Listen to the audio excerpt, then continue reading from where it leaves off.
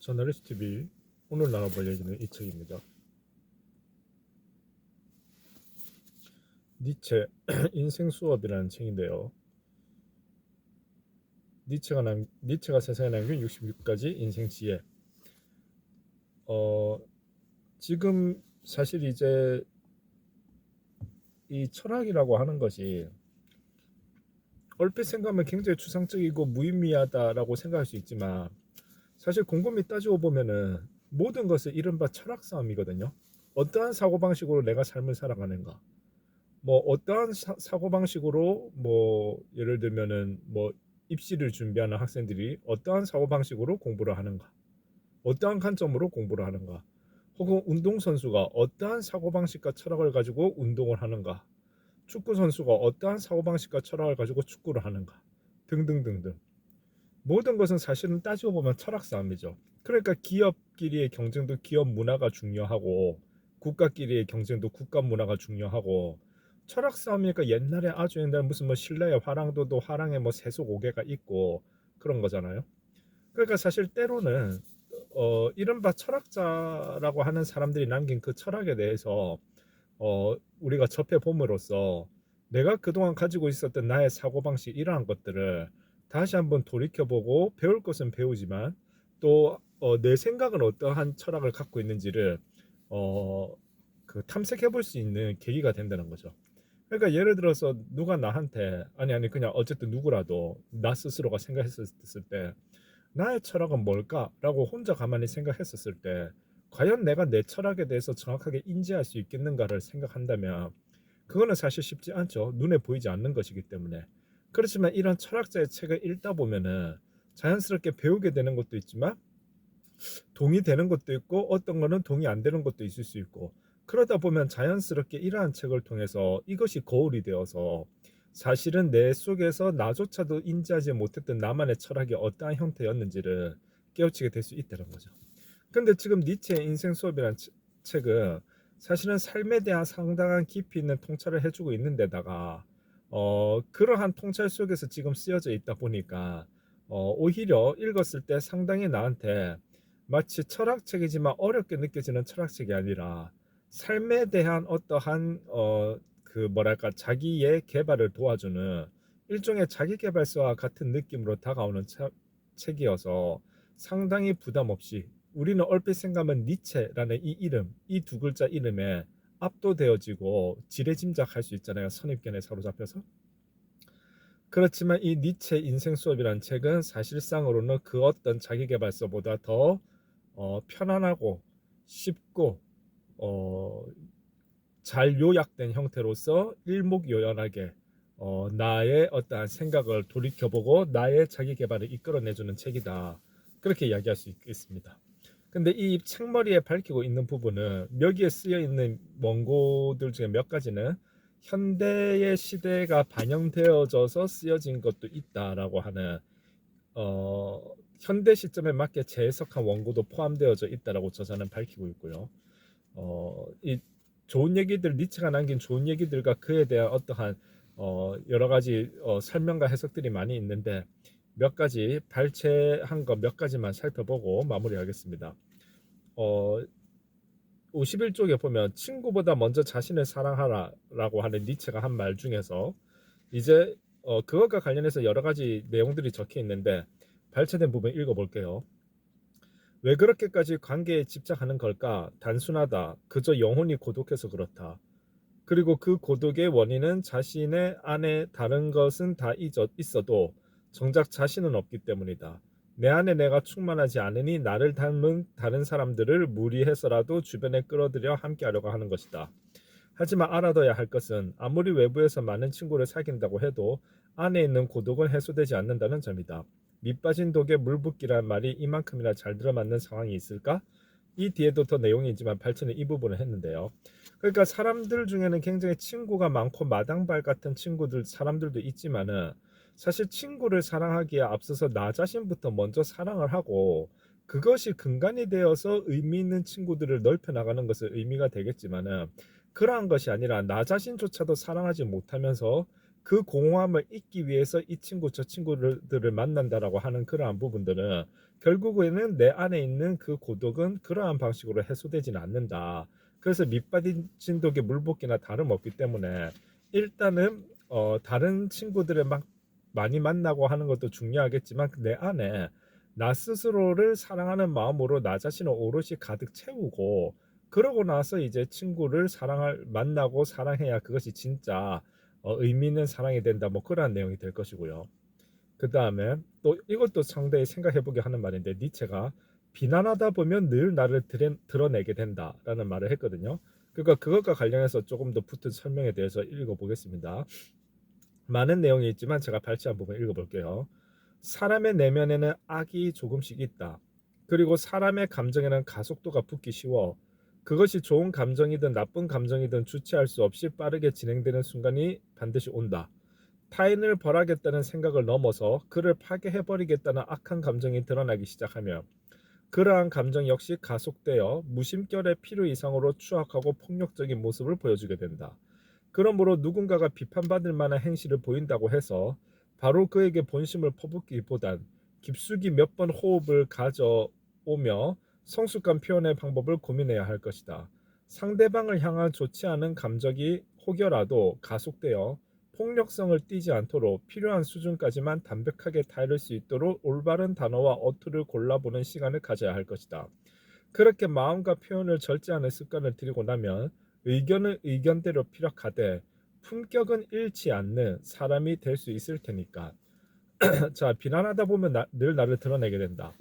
라고 하는 니체의 말에서 이제 설명이 더 붙었는데요. 이게 그렇죠. 사실상으로는 지금 여기도 잘 나와 있지만 어차피 감정이라고 하는 것은 100% 우리가 컨트롤할 수 있는 게 아니잖아요. 근데 누군가를 이 비난을 하기 시작했었을 때 그 비난의 표현들이 내가 생각한 것보다 가속도가 붙어서 가하게 된다면은 내가 생각한 이상으로 어떠한 폭력성을 행사하게 되는 것이고 그럼으로써 결과론적으로는 나의 품격을 잃어버리게 되는 형태가 되고 나아가서는 나 역시 그러한 폭력의 피해자가 될 수 있는 형태가 될 수도 있기 때문에 어떠한 비난을 할 때에는 이 그러한 부분에서의 그러한 감정의 가속도가 붙지 않도록 주의해라. 뭐 그러한 얘기가 될 텐데요.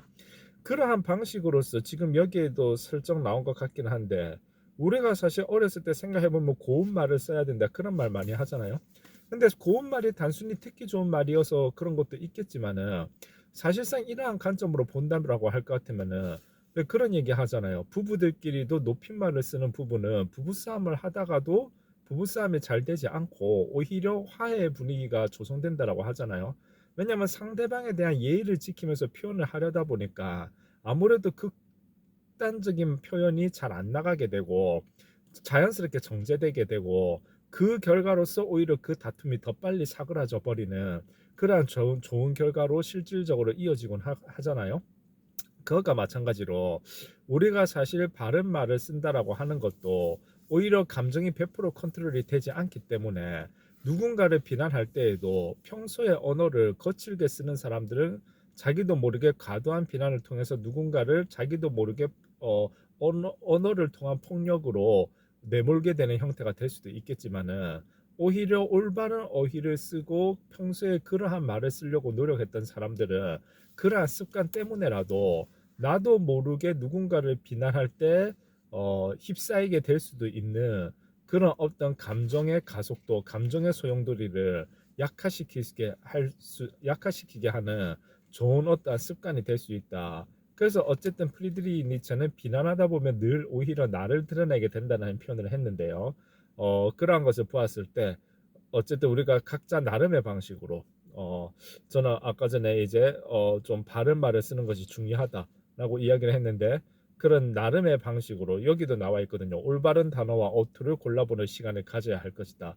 즉 그런 나름의 방식으로 그러한 것을 통해서 우리의 감정을 잘 갈무리하고 컨트롤할 수 있어야 상대방을 향한 폭력을 행하지 않게 되고 또 내가 그렇게 해야 오히려 나 역시 그러한 폭력으로부터 나를 지켜낼 수 있는 그러한 좋은 방패가 되어준다라고 하는 부분. 그래서 이것은 오히려 나를 위해서 그러한 마음가짐을 가질 필요가 있다. 뭐 그런 정도로 해석해 볼 수 있겠죠. 그 다음에 어쨌든 지금 여기서 보면은 좋은 내용들이 많이 있는데 이것까지만 하고 마무리하겠습니다. 이것도 참 그럴싸한 표현인데 니체가 이런 말을 하거든요. 어떤 사람들은 생각이 깊어서 겉으로는 가벼워 보인다. 그렇죠. 우리 그런 경우 있잖아요. 겉으로는 얼핏 가벼운 사람이었는데 의외로 막상 오랫동안 알고 지내봤더니 굉장히 사실은 생각이 깊은 사람인 경우들이 있잖아요. 그러면 왜 그 사람들은 그렇게 처신을 하는 것인가? 니체가 그것에 대한 어떠한 그 자기 나름의 철학적 통찰을 보여주었는데요.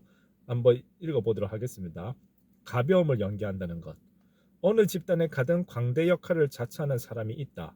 그들은 요란스럽지는 않더라도 말과 행동을 가벼이 하여 주변 사람들에게 소소한 웃음을 주곤 한다. 냉소적인 사람들은 그를 보며 혀를 찰 수도 있다. 혼자 돋보이고 싶어서 그런가? 저렇게 행동하고 농담하는 방식에 과연 쓸모가 있을까? 왜 저렇게까지 하는 걸까?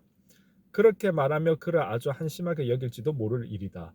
하지만 섣부른 판단은 언제나 금물이다. 그는 오히려 다른 이들보다 고차원적인 생각을 하고 있을지도 모르기 때문이다. 이런 경우 있죠, 실제로.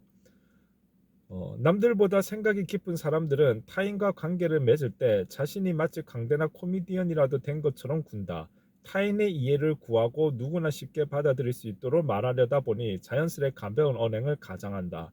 무게를 잡고 진지하게 말해봤자 이해하지 못하는 사람이 속출할 게 뻔하다는 것을 아는 동시에 사람은 누구나 시기하는 마음을 품고 있기에 잘난 체 해봤자 자신과 자신의 집단에 이룰 게 없다는 것까지도 파악하고 있는 것이다. 그죠? 그러면은 사실상으로는 조금 일부러 가볍게 행동을 해줌으로써 상대방이 나에 대한 부담을 좀 덜어놓을 수 있게끔 그렇게 처신하게 되고요. 그런데 그럼에도 불구하고 이 사람이 진짜 가벼운 사람이 아니라고 하는 거는 시간이 지나면 깨닫게 되잖아요. 시간이 지나도 여전히 가볍게만 느껴지면 그 사람은 진짜 가벼운 사람일 수 있지만 막상 시간이 지나서 곰곰이 생각해 보면은 가벼운 줄 알았던 사람이 그 사람 알고 보니까 대단한 사람인 것 같은데? 라고 생각이 바뀌는 경우가 있잖아요. 그 경우는 사실은 그 굉장히 대단한 사람이 자신의 대단함을 어필하면서 다가가면은 오히려 많은 어떠한 소통의 문이 닫히게 되고 분위기도 오히려 화기애애한 분위기가 헤쳐질 수 있다라는 생각하에서 일부러 가벼움을 가장하고 마치 강대처럼 웃음을 주면서 접근했을 수 있다. 지금 그러한 부분이 되는 거죠. 그러므로 조금만 더 통찰력 있게 그 그룹을 바라보면 그런 겉으로만 가벼워 보이는 사람들 중심으로 일과 조직이 굴러가고 있음을 알게 된다. 그렇죠. 아까 말씀드렸다시피 실질적으로는 대단한 사람들이었기 때문에 가벼워 보였지만 막상 보면 그 가벼워 보였던 그 사람들이 오히려 어떠한 일을 하는 데 있어서 주력, 메인 어떠한 주류의 역할을 하게 된다. 어떠한 그러한 주된 어떠한 역할을 하는 사람들로서 자리매김을 하고 있다라고 하는 것을 깨닫게 되는 경우들이 많이 있죠. 당신도 당신이 속한 곳에서 그러한 실세가 되기를 원할지도 모른다. 그렇다면 그들을 따라서 조금은 가벼움과 천박함을 가정해 보는 것도 좋은 방법이 될 수도 있겠다. 그렇죠? 그리고 이 앞에도 얘기했지만 사람들은 누구나 질투의 감정이라는 것이 있기 때문에 오히려 나를 약간 희화화시켜서 가볍게 다가가지 않고 나 스스로가 나를 굉장히 무거운 사람인처럼 다가가게 되고 대단한 사람인 것처럼 하려고 하면은 오히려 사람들이 마음의 문을 열지 않거나 나에 대한 이야기를 온전히 받아들이지 않으려고 하는 그러한 심리가 생겨날 수도 있겠죠. 하지만 주의해야 할 점도 있다. 우스꽝스러움을 연기하는 사람들은 말 그대로 연기를 하고 있는 것이기에 보이지 않는 곳에서 막대한 에너지를 소비하고 있음을 인지해야 한다. 그들은 군중 속에서는 밝은 미소와 유머를 잃지 않지만 혼자가 되었을 때는 무시무시한 고독 속에서 진정한 휴식을 취한다. 이후에 더 가볍고 유머러스해지기 위해 그렇게 더 나은 방향으로 향하기 위해 고독 속에서의 자유와 호흡을 반드시 누려야 한다는 것이다. 뭐 핸드폰도 충전 필요하듯이 이렇게 감정도 충전이 필요하다 그런 얘기가 될 거고요. 빛과 그림자의 비율을 적당히 조절해서 적당한 때에 사용할 수 있는 사람이 되는 것. 그것 역시 더 나은 사람으로 살아가기 위한 하나의 조건일 수 있겠다. 어찌되었건 어떤 사람들은 생각이 깊어서 겉으로는 가벼워 보인다라고 한 프리드리히 니체 그 니체가 보여주었던 어떠한 통찰에 대해서 적혀있는 책인데 지금 이 아까 전부터 이제 몇 가지를 제가 발췌해서 읽어드렸잖아요.